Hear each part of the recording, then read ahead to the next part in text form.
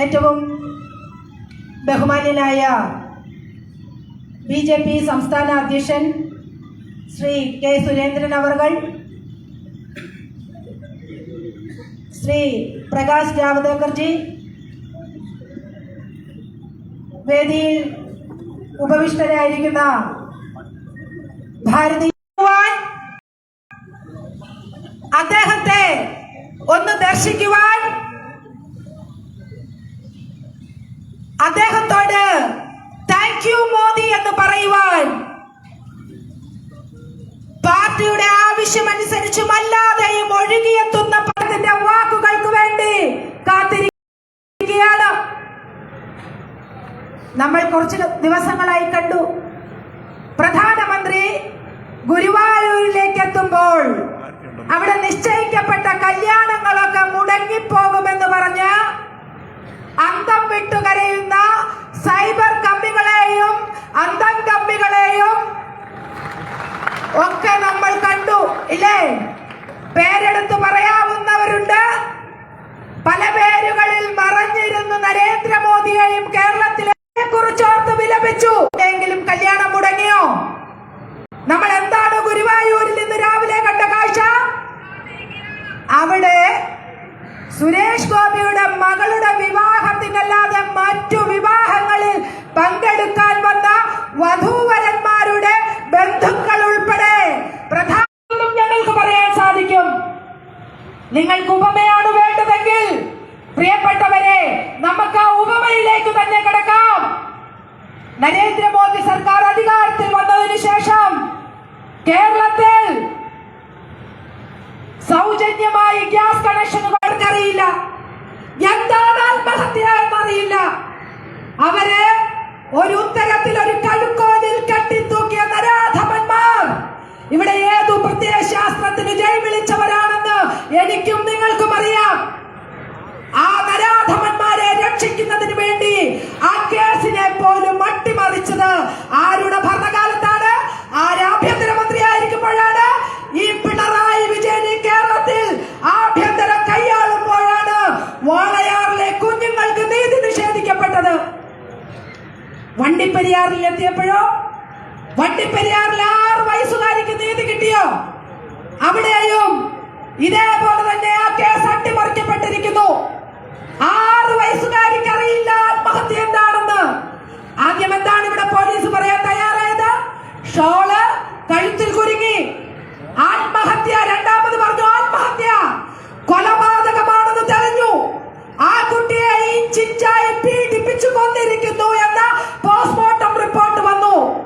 കുറ്റവാളി എന്ന് പറയുന്നവൻ അകത്തായി, പക്ഷെ അവൻ ഇന്ന് പുറത്താണ്. BJP ചോദിക്കുന്നത് ഒരൊറ്റ കാര്യമാണ്, ആ പെൺകുട്ടി ആത്മഹത്യ ചെയ്തതല്ല, സ്വാഭാവിക മരണമല്ല, ആ കുഞ്ഞിനെ ഇഞ്ചിഞ്ചായി പിച്ചി ചീന്തി കൊന്നുവെന്ന് ഈ സമൂഹത്തിന് ബോധ്യമായിട്ട്, ഇവിടുത്തെ നിയമത്തിന് ബോധ്യമായിട്ട് അതിലൊരു കുറ്റവാളി ഉണ്ടാവട്ടെ. ഈ രക്ഷപ്പെട്ടവനല്ല കുറ്റവാളിയെങ്കിൽ മറ്റൊരു കുറ്റവാളി ഉണ്ടാവണ്ടേ? എവിടെയാ ശ്രീമാൻ പിണറായി വിജയൻ പറയണ്ടേ? ആ കുറ്റവാളി ആരാണ്? ഞങ്ങൾ ചോദിക്കുന്നത് അതാണ്. ആ കുറ്റവാളി എവിടെ? ആ കുറ്റവാളിയെ അറസ്റ്റ് ചെയ്യണ്ടേ? ആ കുഞ്ഞിന്റെ കുടുംബത്തിന് നീതി കൊടുക്കണ്ടേ? എവിടെ പോയി പിണറായി വിജയന്റെ പെൺകുഞ്ഞുങ്ങളോടുള്ള കരുതൽ? എവിടെ പോയി പിണറായി വിജയന്റെ സ്ത്രീകളോടുള്ള കരുതൽ? മാതൃവന്ദന യോജന 6000 രൂപ ഗർഭിണികളായ അമ്മമാർക്ക്, മുലയൂട്ടുന്ന അമ്മമാർക്ക് പോഷകാഹാരം ലഭ്യമാക്കുന്നതിന് വേണ്ടി പ്രധാനമന്ത്രിയുടെ കരുതൽ മാതൃവന്ദന യോജന. ഈ കേരളത്തില് ഏതാണ്ട് 22 ലക്ഷത്തിലധികം അമ്മമാർ അതിന്റെ ഗുണഭോക്താക്കളായി കഴിഞ്ഞിരിക്കുന്നു. എവിടെ പിണറായി വിജയന്റെ അമ്മമാരോടുള്ള കരുതൽ? എവിടെ പിണറായി വിജയന്റെ സ്ത്രീകളോടുള്ള കരുതൽ?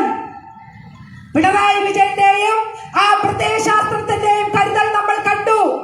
ഈ അടുത്ത കാലത്ത് 2 തവണ നമ്മൾ കണ്ടു. ഒന്ന്, തൃശൂരിൽ കേരളം ഇതുവരെ കാണാത്ത രീതിയിലുള്ള ഒരു വലിയ മഹിളാ സമ്മേളനം നടന്നു. അവിടെ കൊഴുതിയെത്തിയത് നരേന്ദ്രമോദിയെ കാണുവാൻ പാടത്തു പണിയെടുക്കുന്നവർ മുതൽ ഉന്നത സ്ഥാനങ്ങളിൽ വിരാജിക്കുന്നവർ വരെ മഹിളകൾ അവിടെ ഒന്നിച്ചെത്തി തോളോട് തോൾ ചേർന്നെത്തി. ആരെ കാണാൻ? നരേന്ദ്രമോദിയെ കാണാൻ. ആ പരിപാടിയിൽ BJPയുടെ വിശിഷ്ട അതിഥിയായി ഈ കേരളം ആരാധിക്കുന്ന, ഈ ഭാരതം ആരാധിക്കുന്ന ഒരു അഭിനേത്രി കൂടി ഉണ്ടായിരുന്നു. അവർ പറഞ്ഞു, ഞാൻ എന്റെ ജീവിതത്തിൽ ഇത്രയധികം സ്ത്രീകളെ ഒന്നിച്ചു കണ്ടിട്ടില്ല. കേരളം കേട്ടിട്ടില്ലേ ആ വാക്ക്? കേരളം കേട്ടതല്ലേ ആ വാക്ക്? ശ്രീമതി ശോഭന എന്ന് പറയുന്ന അഭിനേത്രി മോദിജിയുടെ വേദിയിൽ, BJPയുടെ വേദിയിൽ വന്നു എന്ന് അറിഞ്ഞതിനു ശേഷം അവർക്കെതിരെ നടന്നത് എത്ര ആഭാസകരമായ ഇടപെടലുകളാണ് ഈ കേരളത്തിന്റെ മണ്ണിൽ. ഞാൻ മുമ്പ് പറഞ്ഞ സൈബർ അന്തം കമ്മികൾ തുറന്നുവിട്ടത് കണ്ടില്ലേ? ഇതാണ് പിണറായി വിജയന്റെ മാതൃവന്ദന യോജന. അടുത്ത മാതൃവന്ദന യോജന കണ്ടു.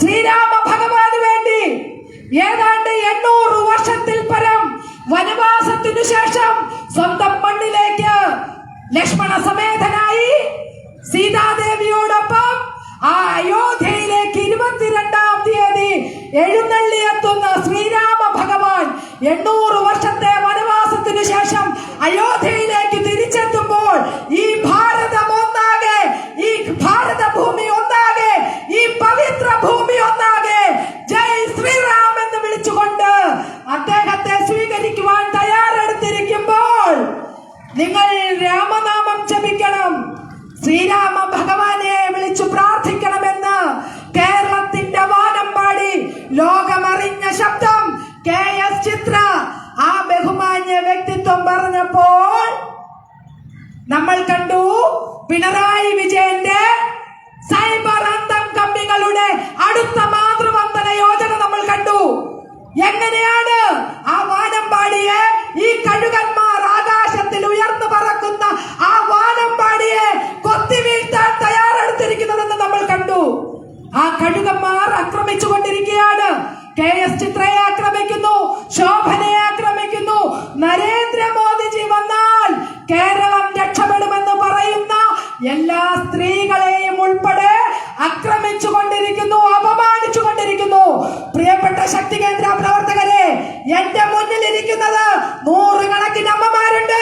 പ്രതികരിക്കണ്ടേ? ശബ്ദിക്കണ്ടേ? പ്രതികരിക്കേണ്ടടുത്ത് പ്രതികരിക്കുവാനും ശബ്ദിക്കേണ്ടടുത്ത് ശബ്ദിക്കുവാനുമാണ് നമ്മുടെ പ്രത്യയശാസ്ത്രം നമ്മളെ പഠിപ്പിച്ചിരിക്കുന്നത്. ഈ ആഭാസങ്ങളെ നമ്മൾ എതിർക്കും, നമ്മൾ പിന്തുണ നൽകും. ആർക്ക്? നരേന്ദ്രമോദിയെ പിന്തുണയ്ക്കുന്ന ഇവിടുത്തെ ആബാലവൃദ്ധം ജനങ്ങളെയും നമ്മൾ പിന്തുണയ്ക്കും. ഈ ഭാരതത്തിന്റെ യശസ്സിന് വേണ്ടി, ഭാരതാംബയുടെ വൈഭവത്തിന് വേണ്ടി, ഈ ഭാരതാംബയുടെ ഖ്യാതി ലോക രാഷ്ട്രങ്ങളുടെ നെറുകയിൽ സൃഷ്ടിച്ച ആ പ്രധാനമന്ത്രിക്ക് വേണ്ടി നമ്മൾ പ്രതികരിക്കേണ്ടടുത്ത് പ്രതികരിക്കും, ശബ്ദിക്കേണ്ടടുത്ത് ശബ്ദിക്കും. ഇല്ലേ? ശബ്ദിക്കില്ലേ? ആ ശബ്ദമാണ് ഇവിടെ ഇരിക്കുന്നത്. ഈ ശബ്ദം എത്തേണ്ടത് എവിടെയാണ്?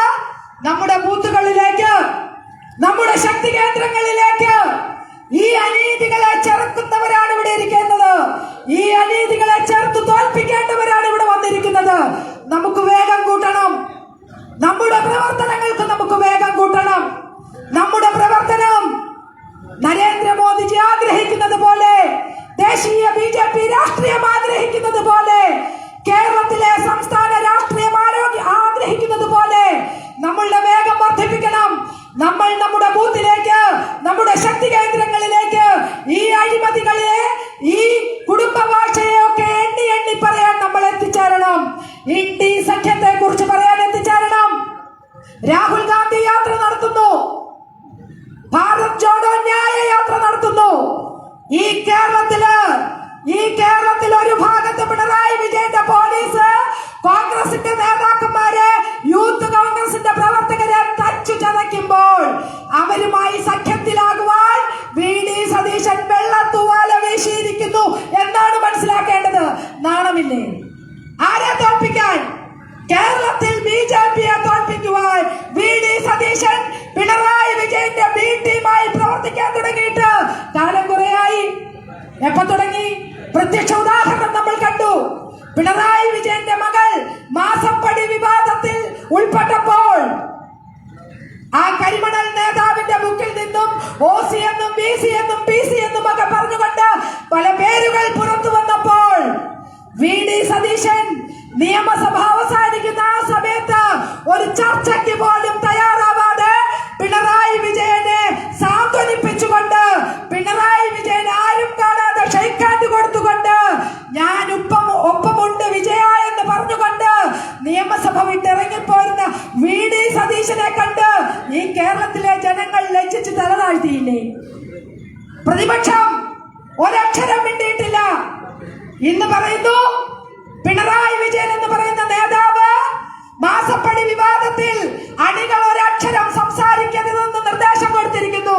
പക്ഷേ ഞങ്ങൾക്കറിയാം ശ്രീമാൻ പിണറായി വിജയ ED എത്തും.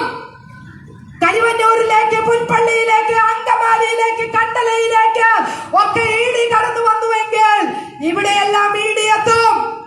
ഇവിടെയെല്ലാം കൃത്യമായ അന്വേഷണം എത്തും. പിണറായി വിജയന്റെ മകളുടെ അടുത്തേക്കും അന്വേഷണം എത്തും. ഞങ്ങൾക്ക് ആ കാര്യത്തിൽ ഒരു സംശയവുമില്ല.